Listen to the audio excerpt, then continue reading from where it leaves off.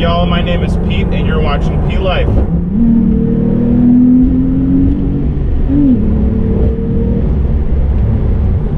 Why, might you ask? Does it really matter? Kind of absolutely not, especially not for this model. It's supposed to be like a street driver's car. Definitely going to be safe. Going to do it on an open road with kind of nobody around. Going to drive to the Vbox, Mexico. However, you know, I wouldn't advise doing this on a regular basis. And the purpose of this is not really to, you know, paper race or say this car is faster than that car. I just thought it would be interesting to see if, you know, Porsche as a manufacturer actually correctly states what the performance, and I really have no doubt. I've actually never tried this. We're going to go to the loony bin together today. How do you actually launch a car with a manual transmission? Because it's a lot more difficult than the, you know, Sport Plus, Sport Chrono package, where you just kind of mash the gas and the brake, and the revs go to 6,000 RPM, and you get a stability control program that's specifically designed for optimal traction. I think it's going to take a little bit more skill in the manual. So we're going to be using a couple of different devices. So the first device that we're going to use is Vbox, which comes out of England from Race Logic. It's a little bit older design. It's a 10 hertz GPS, meaning that it refreshes the GPS signal from multiple satellites 10 times a second. And that's kind of the gold standard measurement that you see in a lot of videos. The second thing we're going to be using is a Gtech Pro SS, which is probably a little bit better of an equipment, but there's a couple of caveats with that device that I personally wish they had some more options. In particular, the 1 foot rollout standard, which if you look at all the magazines, they measure the 0 to 60 times with this what's called the 1 foot rollout standard, which is designed to emulate what you see at the drag strip, where you stage between the two lasers, and it doesn't trip the actual computer to start the timing until you know, you pass both of these the second timer. So in essence, your wheel has rotated 1 foot, and it actually takes a lot of time somewhere, you know, on a perfect launch, basically 0.3 seconds in order for you to hook up. But for a rear wheel drive car, it may take a little bit longer. So I'm going to use that device to measure the 0 to 60 with the 1 foot rollout factored in. So it should be a faster 0 to 60 time. And then the Vbox, which gives you the option of measuring with or without that information.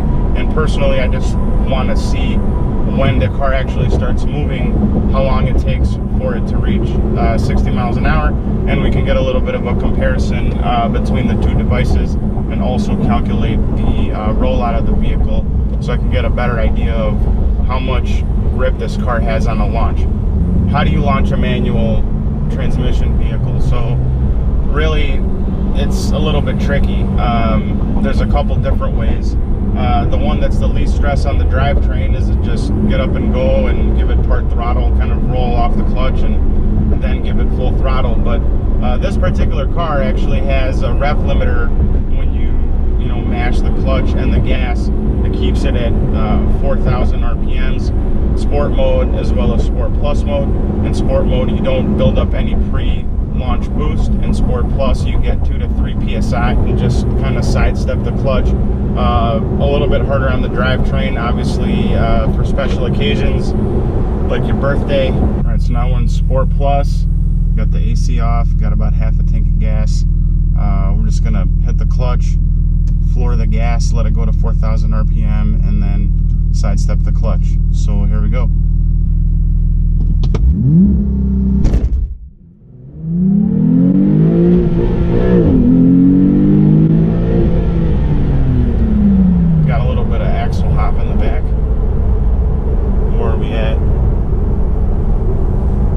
Like 5.2 seconds, and you want to wait at least 5 to 10 minutes between doing this. Don't want to do it too many times because it's actually a dry clutch. You don't want to get it too hot because then you can damage it.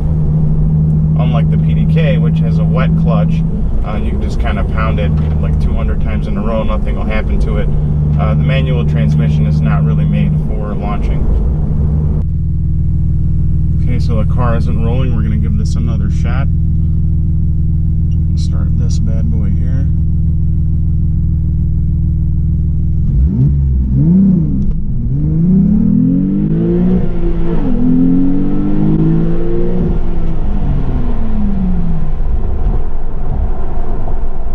We got